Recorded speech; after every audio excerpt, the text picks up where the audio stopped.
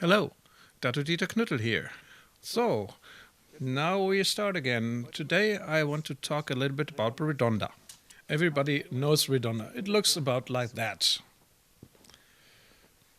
From the side. For me, it's always very important how is it done correctly and what you can do that you can execute it properly. In Redonda, we have, similar to double center volley, 3 strikes per side. Double, we've got 1, 2, 3. In Redonda, 1, 2, 3. Left, 1, 2, 3. In double center volley, Redonda, 1, 2, 3. The double center volley strikes are linear strikes, and the Redonda strikes are circular. Now it is very important that we do not disregard the edge of the blade, because I very often see Redonda executed like that, and you see how it falls, the strike fall into the strike there, the edge is not regarded. That's not a clean execution, it should be a clean cut. Why? I show you now. When Redonda is executed with blades, it's of course important that you can cut and that the edge is produced properly. You see that the edge is perfectly in the line of the strike. So we've got the diagonal, vertical strikes. So 1, 2, 3, 1, 2, 3. That's why we have to align the blade exactly to the line of the strike. Diagonal, linear.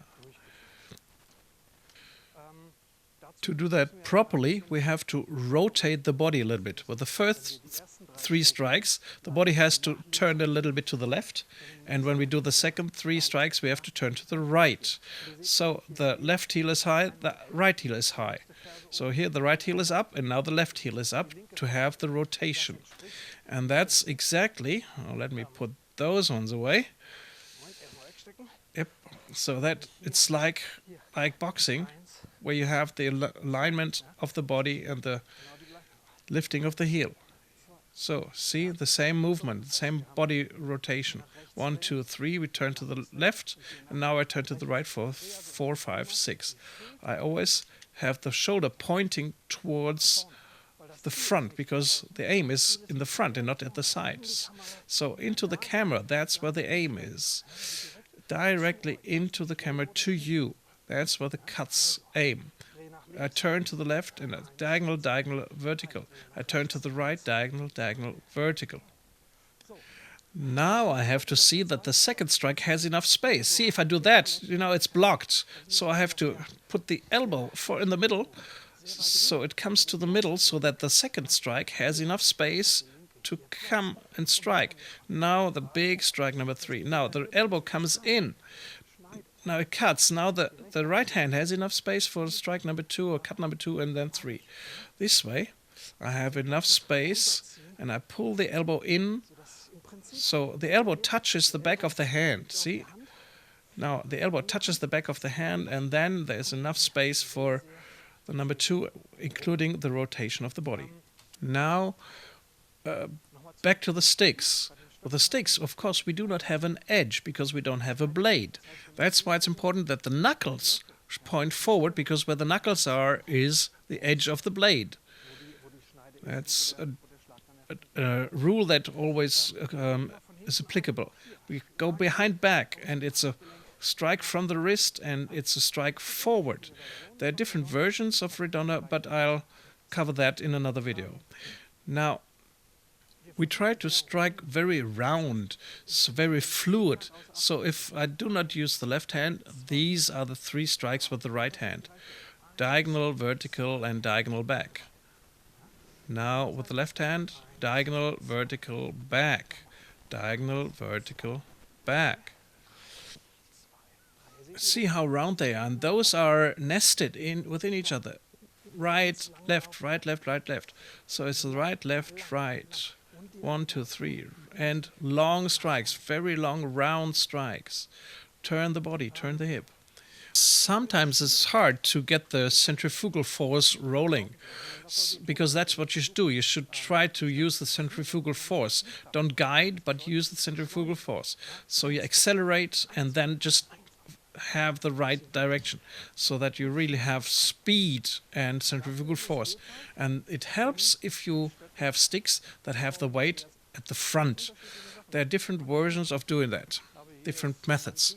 Here I have a little arsenal of weapons, and one possibility is to use very long sticks compared to these, perhaps 4 to 6 inches longer than the normal sticks. So if I execute the Redonda there, the centrifugal force is much stronger because the sticks are longer, and that's why there's more weight at the front. That would be one possibility, to use long sticks. Now another possibility would be to use sticks that have the weight at the front. Now this is a rattan stick where the roots are, or parts of the roots are, at the top.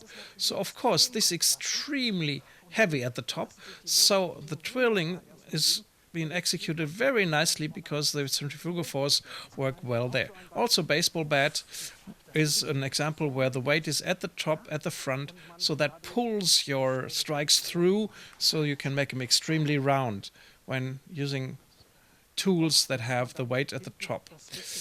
You also learn how to recover back here, so it's not from the front, but really the stick goes behind back and then can strike full power from there.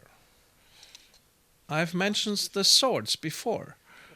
And of course, this is done very nicely, but only with training blades.